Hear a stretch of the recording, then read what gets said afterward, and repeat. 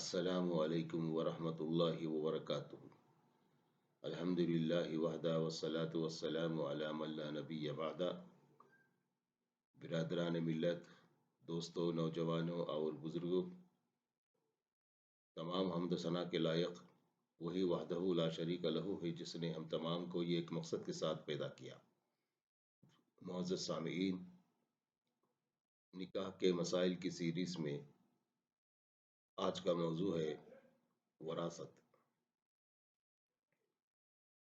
شریعت نے عورت کو ہر حال میں مالی تحفظ مہیا کیا ہے۔ اگر وہ بیوی ہے تو اس کا سارا خرچ شوہر کے ذمے ہے، ماں ہے تو بیٹے کے ذمے ہے، اگر بہن ہے تو بھائی کے ذمے ہے، بیٹی ہے تو باپ کے ذمے ہے۔ بیوی ہوتے ہوئے وہ نہ صرف مہر کی حقدار ہے بلکہ اگر کوئی عورت جاگیر کی مالک ہو اور شوہر فاقہ کش، تب بھی شرعاً بیوی گھر پر ایک پیسہ تک خرچ کرنے کی پابند نہیں ہے۔ مرد کی ان ذمہ داریوں اور عورت کے ان حقوق کو پیش نظر رکھتے ہوئے اسلام نے عورت کو وراثت میں مرد کے مقابلے میں نصف حصہ دیا ہے۔ اللہ تعالیٰ کا ارشاد ہے، لِلذَّكَرِ مِثْلُ حَظِّ الْأُنثَيَيْنِ، مرد کا حصہ دو عورتوں کے حصے کے برابر ہے۔ سورہ نساء۔ اور اسی طریقے سے جو ہے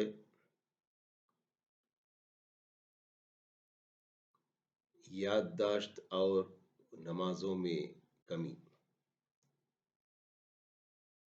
یہ ایک مرتبہ رسول اکرم صلی اللہ علیہ وسلم نے عورتوں کو خطاب کرتے ہوئے فرمایا، عورتوں، صدقہ کیا کرو اور استغفار کیا کرو، میں نے جہنم میں مردوں کی نسبت عورتوں کو زیادہ دیکھا ہے۔ ایک عورت نے عرض کیا، یا رسول اللہ صلی اللہ علیہ وسلم، اس کی کیا وجہ ہے؟ آپ صلی اللہ علیہ وسلم نے ارشاد فرمایا، تم لعنت زیادہ بھیجتی ہو اور شوہر کی ناشکری کرتی ہو، ناقص العقل اور ناقص الدین ہونے کے باوجود مردوں کی مت مار دیتی ہو۔ اس عورت نے پھر عرض کیا، یا رسول اللہ صلی اللہ علیہ وسلم، عورت کی عقل اور اس کے دین میں کمی کس لحاظ سے ہے؟ آپ صلی اللہ علیہ وسلم نے ارشاد فرمایا، اس کی عقل یادداشت میں کمی کا ثبوت تو یہی ہے کہ دو عورتوں کی گواہی ایک مرد کی گواہی کے برابر ہے، اور دین میں کمی کا ثبوت یہ ہے کہ ہر ماہ تم چند دن نماز نہیں پڑھ سکتی اور رمضان میں چند دن روزے بھی نہیں رکھ سکتی۔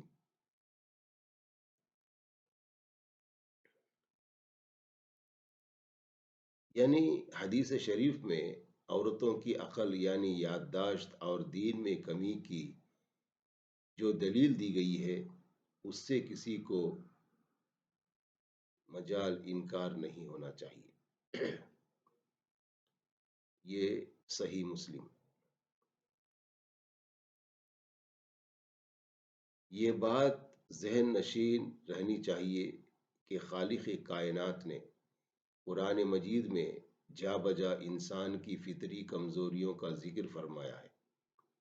مثلا ان الانسان لظلوم کفار، انسان بڑا ہی ظالم اور ناشکرا ہے۔ سورہ ابراہیم۔ اسی طریقے سے کان الانسان عجولا، انسان بڑا جلد باز ہے۔ سورہ بنی اسرائیل۔ اسی طریقے سے ان الانسان خلق ہلوعا، انسان یعنی تھڑ دلا پیدا کیا گیا۔ سورہ معارج۔ انہو کان ظلوما جہولا، بے شک انسان بڑا ظالم اور جاہل ہے، سورہ احزاب۔ ان آیتوں میں انسان کا استخفاف یا استحقار مطلوب نہیں بلکہ اس کی فطری کمزوریوں کا بیان مقصود ہے۔ اسی طرح عورت کے بھولنے کا تذکرہ اللہ تعالیٰ نے عورت کے استخفاف کے لیے نہیں کیا بلکہ اس کی فطری کمزوری بتلانے کے لیے کیا ہے۔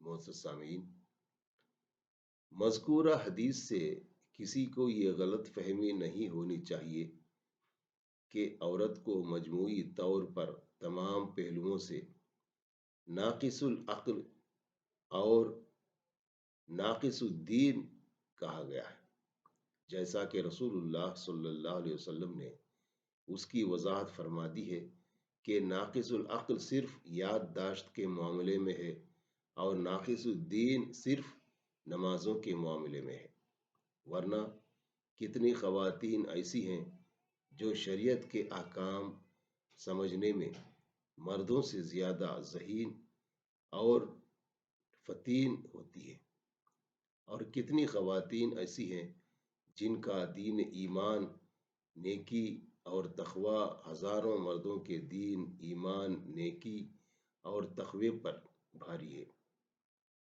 عہد نبوی میں ازواج مطہرات اور صحابیات کی مثالیں اس کا واضح ثبوت ہیں۔ معزز سامعین،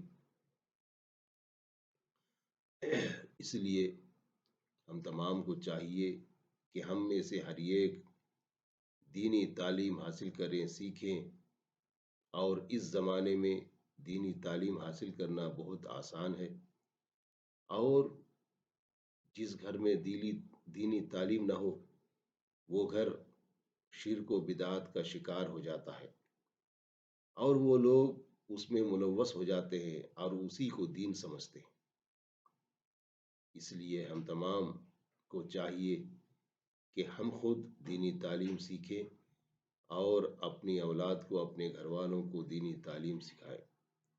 اللہ تعالیٰ سے دعا ہے کہ اللہ تعالیٰ ہم تمام کو دینی تعلیم سیکھنے اور سکھانے اور کتاب و سنت کے مطابق عمل کرنے کی توفیق عطا فرمائے، آمین۔ وآخر دعوانا ان الحمد للہ رب العالمین۔ السلام علیکم ورحمۃ اللہ وبرکاتہ۔